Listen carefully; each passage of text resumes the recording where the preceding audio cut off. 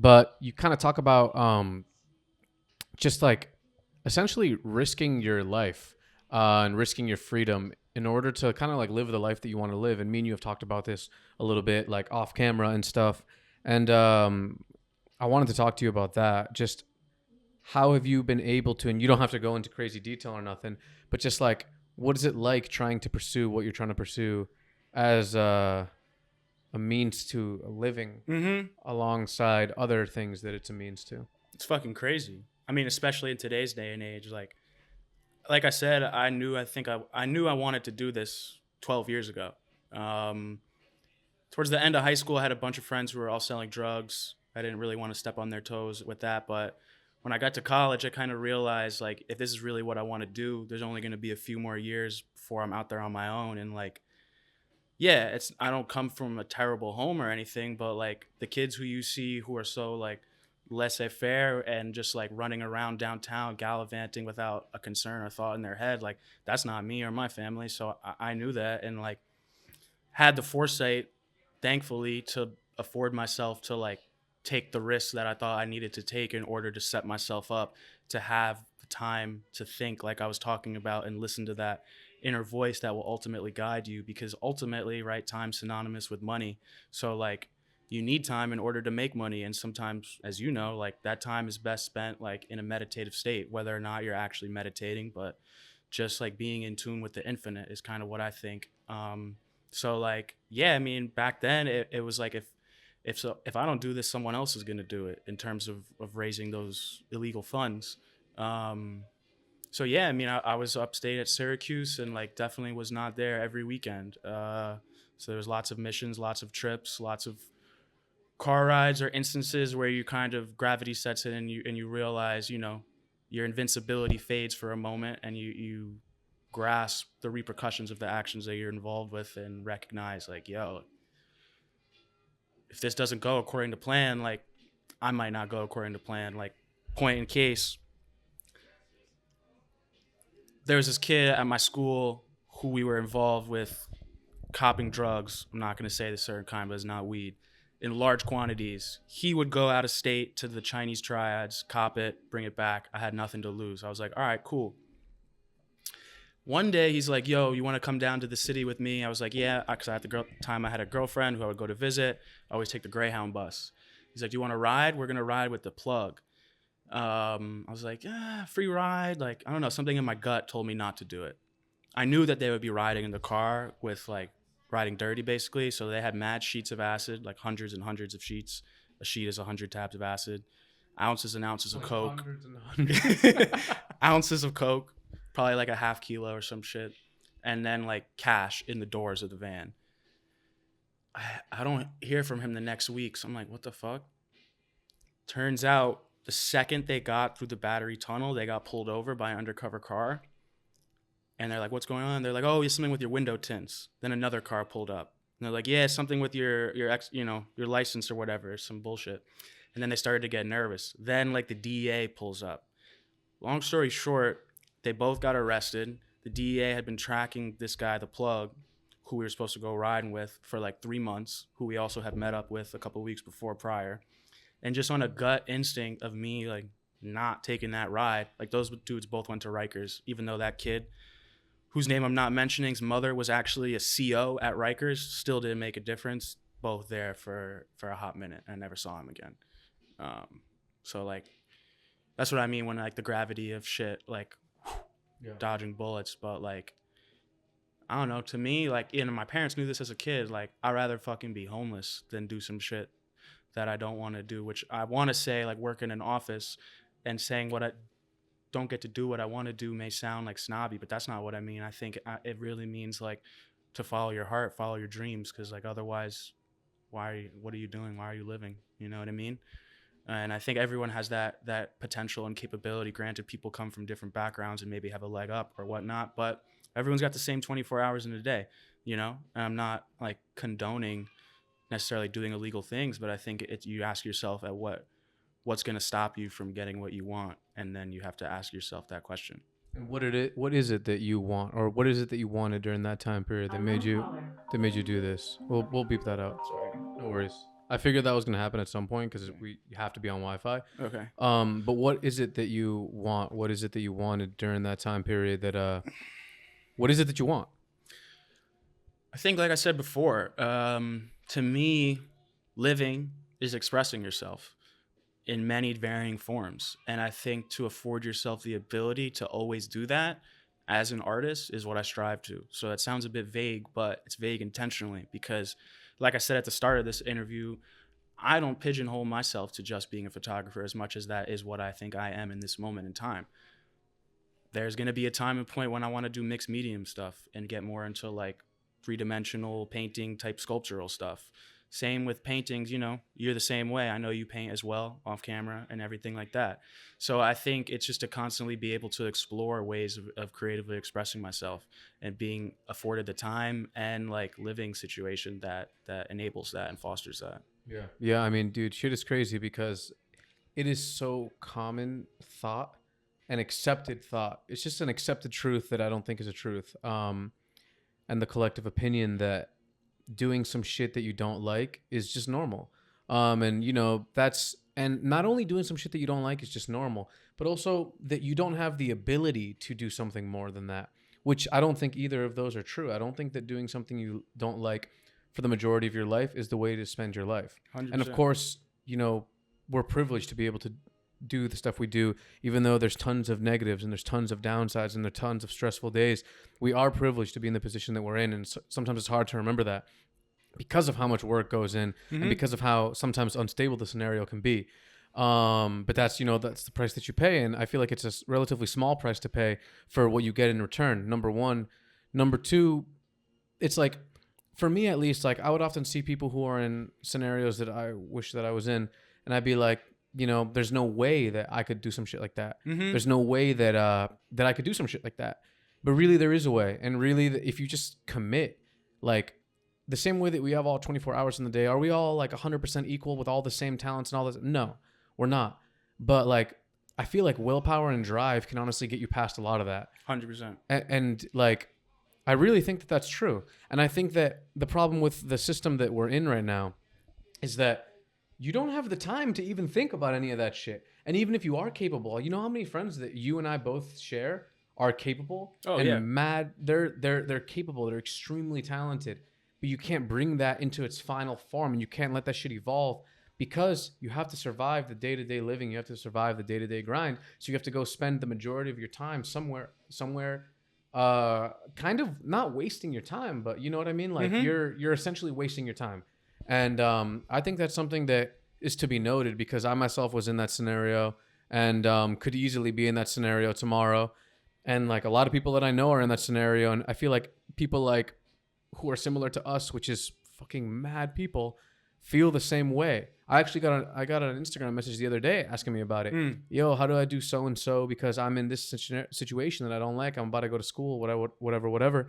And I'm about to graduate, and I don't essentially kind of like what I'm doing. It's like a hard question because you've sacrificed so much time to do what he's doing right now. And it's like the path of someone who's doing a non-conventional thing is not that linear and it's not that obvious. And there's not like a rule book to how you do it. Totally. There are examples, but like each person is his own person.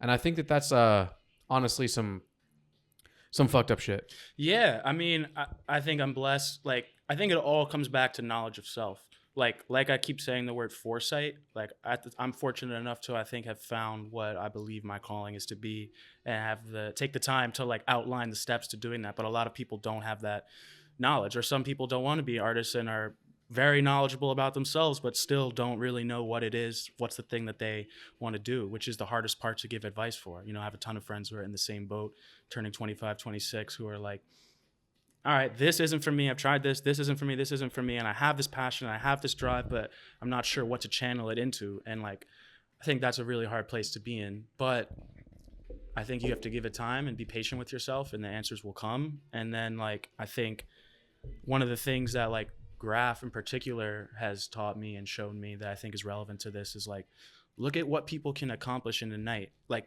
we're talking about the traditional 9 to 5 or like a day. All these people who are writers, they all do that and then go above and beyond. They have a second job at night, and that person's gonna like shove their name down your throat and go out of their way every night and keep doing that, risking their life to like do this thing that they have assigned meaning to that a lot of other people might not even pay attention to, until they do it so much that you have no option but to pay attention to it.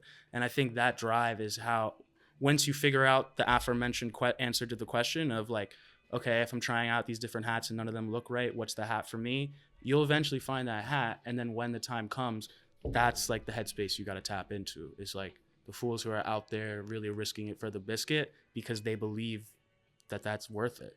And the proof is in the pudding. It shows, you know, like everyone knows who's up. Everyone knows who's real, like street cred, all that.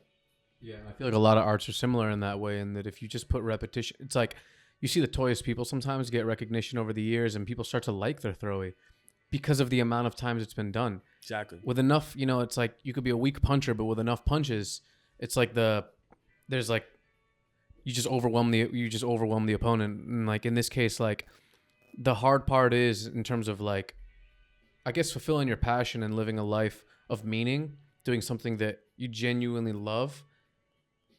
It's something that you are lucky to do rather than the norm.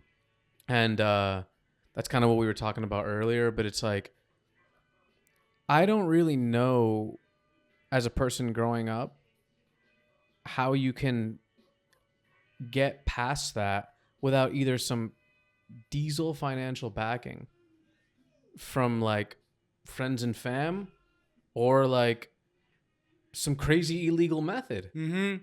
So we're Like, always talking about. You know what I mean? Like, because you'd have to make a real living, and that takes up time.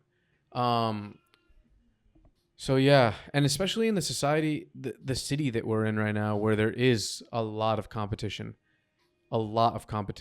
Cut. Everyone's doing everything, Yep. and everything's already been done, and the bar is set high. Yep. And do you ever feel like that's an issue as someone who's shooting photos?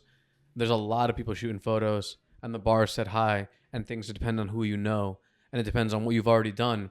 But then it's like, how would you ever do something if you've never done something and no one's given you that first shot? And like, you ever felt like that? It's like a chicken or the egg type thing. I mean, I feel like that all the time, stressing about that kind of stuff. But I think the cutthroat nature of the city is good. You know, ultimately, it's like, what was that Kendrick verse from years ago on Control, where he's talking about all the other rappers he's on the same song with, but like says they're his friends, but that he wants to like murder them. But it's all like in the good spirit of creative competition. I think that metaphor is a little bit like extreme, because I have friends who in the past have told me that like they're trying to compete with me, where I'm like, that's like, that hurts me to hear, almost, because like there's enough seats at the table and enough plates for everyone to eat, is how I see it. And whoever gets there first just pulls the rest of the chairs up to the table. So I think ultimately, as long as you keep doing what it is you believe you should be doing for the right reasons, the sun will shine on you, you know? And that's kind of what I just keep telling myself when I get bogged down by thoughts of self-comparison, self-doubt, looking at what other people are doing, looking at what I've done.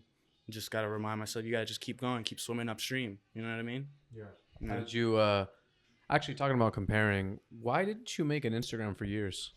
So I was on Instagram when it first came out, when we were in like 9th grade or something like that. I had it for a couple years, and then that was when our brains were still in the like, we were still a little more pure. Now everyone's completely corrupted, where I was like able to see that, all right, like this is taking up way too much of our time. This is taking up way too much of like social interactions, in the same regard when I said before, you're missing out on certain moments that would happen organically from the inundation of the iPhone. Whereas it was the same way. I started to go out to lunch in high school with friends, and like everyone go on their phone for the last 20 minutes of lunch. And I was like sick and tired of sitting there, like staring at everyone trying to make conversation. No one wants to talk. So I was like, all right, I need to get off this. So then I was off of it for like 4 or 5 years. And then in my last year of college, when I was like, all right, if this is really what I want to do, like I got to play the game, as they say. So then I was like, all right, let's do it. And now I'm corrupted, but I try to keep my head above the water when I can. Yeah. You feel like it's as a necessary tool for you as an artist? Definitely. In this day and age, until something eclipses it, But yeah, like I said, we're talking about, are we the Neanderthals, or are we the like drugged out AI benefit reaping like future civilians? Seemingly looks like we're going in that direction. So if Instagram's becoming like a profession for people at this point, kind of shooting yourself in the foot to keep your name out of the conversation, I think. I think Instagram is aging too. Oh yeah. Not in a way with the meaning that it's going to die soon, but just in a way that like the fundamental nature of it and what it is has been changing. Like I used to go on there and be pretty hyped, and maybe it's because of the nature of what I do. I don't. It's like there's too much, Mm-hmm. and it doesn't let you appreciate art or projects or anything that's coming out as much as you would have before. Because Yeah. how can you? Yeah. Our It's attention like- spans. It's Yeah. just way too common. Like, have you ever heard of the water diamond paradox? No. So it's this thing where water is essential for life. Okay. You cannot live without water. It is extremely necessary, and it's very cheap. I could open my faucet right now and get a thing and not even think about it. But diamonds are not essential for life whatsoever, and they're extremely expensive. Mm-hmm. You can live without them, yet they're way more expensive than water. If you had the choice with your last dollar to buy a bottle of water or a huge diamond, and you had no more water left, or you had no more diamonds left, you would choose the water. Mm-hmm. But diamonds are more expensive simply because of their scarcity. Mm-hmm. And it's like nothing is scarce no more. Mm. Because of Instagram, nothing is scarce no more. Photos isn't scarce no more. Graffiti's not scarce no more. Skating's not scarce no more. And I'm not hating, but I'm hating. You know what I mean? Like, this is just a reality. It's not about hating or not hating. This is just a reality of the fact.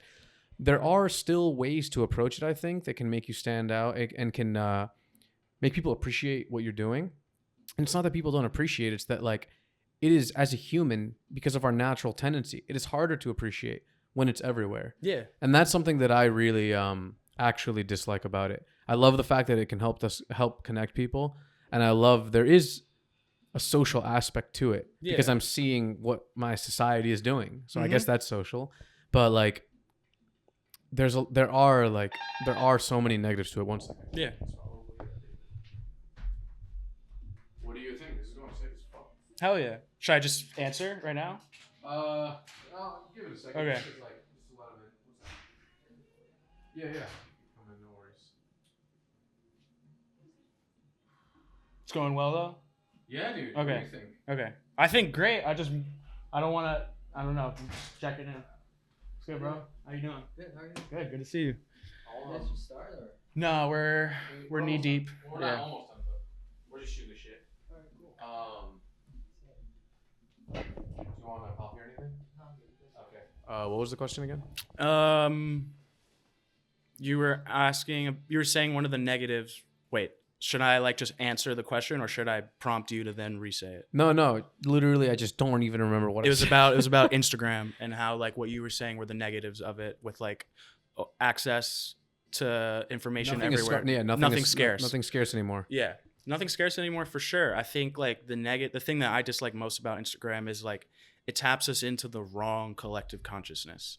Like, yes, we're accessing, like you said, to everything that's going on in society, from fashion to news to art. Everything's in one place, which is great. You know, we have this amazing tool in our pocket, but like what's more great is tapping into the true collective unconsciousness, like going out and sitting at 14th Street and just watching the people go by and like picking up on what's going on, or going to sit in like a lecture or a talk and like actually being connected with people. I think that's a misconception, that I think a lot of people think they're in tune with the times, or they're in tune with what's happening, but you're in tune with a cloud of smoke. You know what I mean? Yeah. No. Yeah, you really are, and you're in tune not only with a cloud of smoke, but like a highly edited, refined, like fucking like mirror image of a cloud of smoke. Not to say that some stuff that goes on there isn't real. It's all course. real to Yeah. some degree, but like the comparison that it leads to, which affects everyone, no matter what. No matter if like I feel like I go on that shit and I don't really compare myself that much, but no doubt it has to affect me in some comparing way. And I think about my life and I think about how it compares to this person's life and how my life is shit. You know what I mean? Which is not true. And I feel like when it comes to art, it's like every art, the whole scarce thing, it just destroys it. Yeah, everything suffers. You know, no one really wins. People we- might win in the short run, but not in the long run, I think. You know, preparing for this book, we were talking about how you're going to go about posting it. Yeah.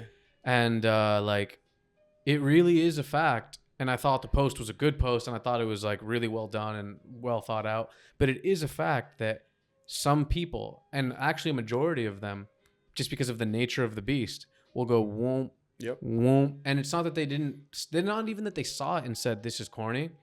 It's just they just never saw it. Mm-hmm.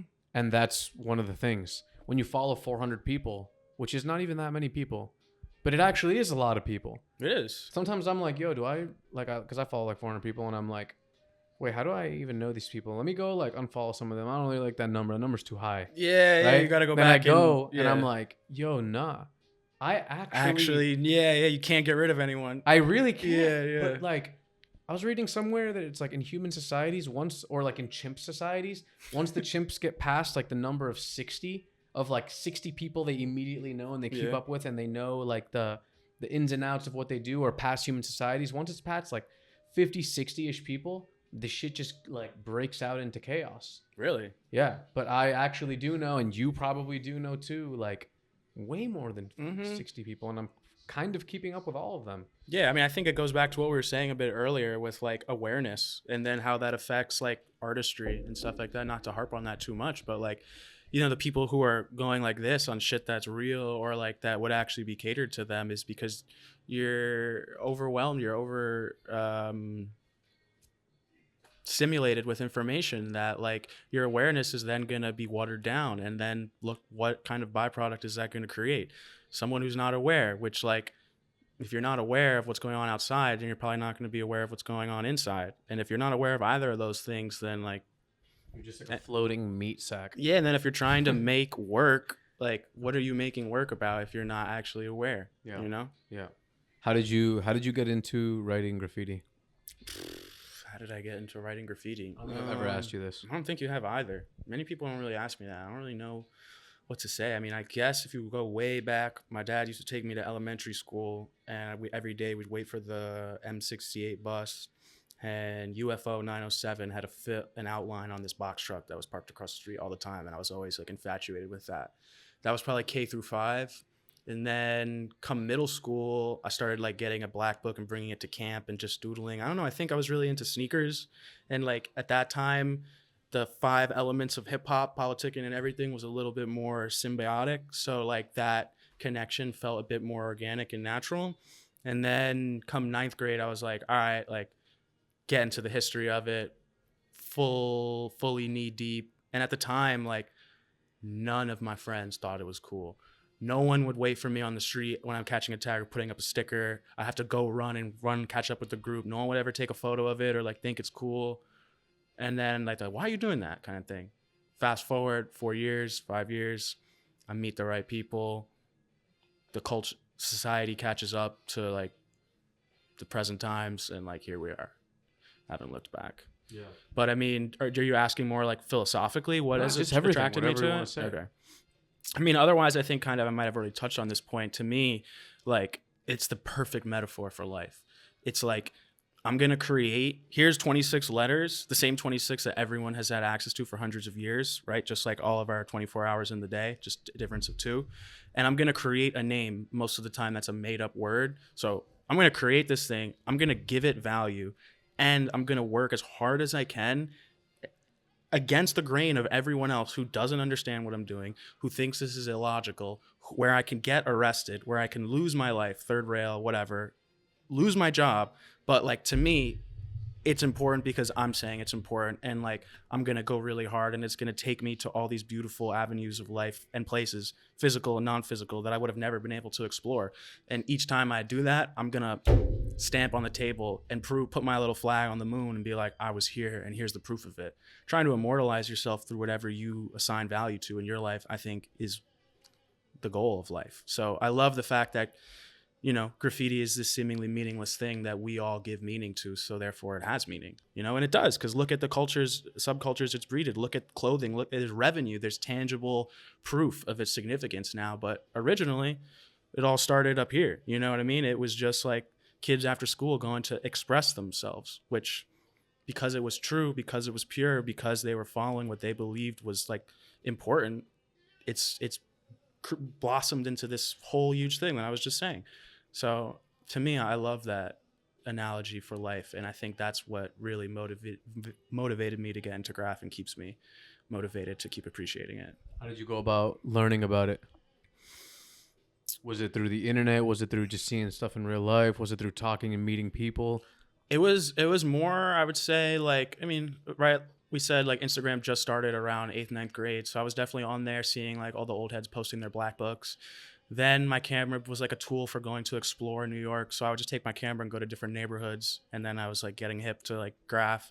Like I said, I really didn't meet any other kids who were into it until the end of high school. I had this partner at the time, Saver, who later painted with NISO a bunch in the tunnels. And like I was so grateful to have met him, because then I had someone to like share this passion with, other than like books, you know. Like photography got me through graffiti a lot, like Ryan McGinley, Dash Snow, that brought me to like Iraq. Okay, boom, there's this whole like era in New York City cultural history that like is synonymous with graph. And then dudes like Sean Vigezi who were exploring, and like that whole crew, NYCX. As well as, like I said, taking my camera, just going to places. Like I would go to all those art gallery events that were happening at the time, like just dolo by myself, like a 12-year-old, 13-year-old, like going to Reese's. Like I remember Reese had a gallery on the Upper East Side by like 5th Avenue, somewhere random as fuck. And like Mint, Surf were there. Ricky Powell was there before he died. I remember meeting all these dudes, like shaking in my boots, trying to just get them to hit my black book, and like dapping Mint up, who I'd later shoot on a cover for Living Proof, like full circle moment, talk about universal synchronicity and following the path, like being gassed after he told me to like, yo, stay up, man. Where I was like, I'd never heard that before when someone says goodbye. And I was like, whoa, like, you know, the mythology of graffiti, it was something that I never looked back from after that. Yeah. Do you still feel the same? You've met a lot of people. You've done a lot of things. Yeah. I still, it's in my heart of hearts for sure. But, you know, like they say, don't meet your idols kind of thing. It's, you definitely get a look back behind the curtains, and it's not as alluring as one thought it out to be when you were younger. I think the glitz and glamour fades a bit, and it becomes a bit more like a second job. But as long as you love what your job is, you'll never work a day in your life. Why do you still paint? I remember one time we were driving around looking at rooftops, just like going somewhere, not even on some graph shit. And I was like talking shit, and I was just like, yeah, like you could do that, but there's no point of that because of this or whatever. And I remember you saying like, yeah, if that's your reasoning for writing, which like, I don't really think that's my reason for writing. I think you said some shit like that. And yeah, what is your reason for writing today? Yeah, I think it's always been to do it for myself. Like I said, when I started doing it, I didn't have anyone to do it with. You know, none of my friends thought it was cool. If anything, it was the reverse. They thought it was whack and like on some poser shit. And then I remember watching fucking, was it Wild Style, when Scheme's getting interviewed in his bedroom or his kitchen with his mom, and there's that great quote where he's like, you know, I don't care if anyone can read it. Like it's not for anyone, for anybody else. Like it's for me. It's for writers. Like. And that just echoes true to me to this day. And that's something that I always keep in mind whenever I'm painting. Like that's why I'm not big on the like Instagram promotion tip for that. Like to me, I kind of am a purist, as you can't tell, that like I think graph should be in the streets.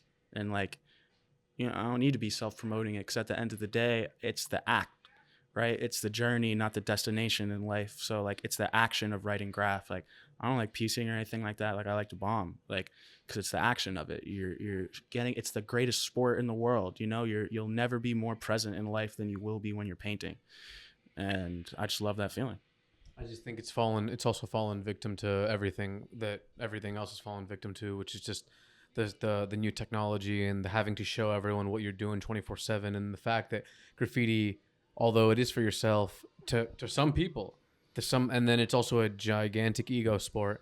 So ego mixed with, oh shit, I can make this Instagram account and appear any way that I want, and make these videos and appear any way that I want. And something we touched on before is just like, prior, if you had an interview, if there was a video of you bombing, you were the shit. Like, Oh yeah.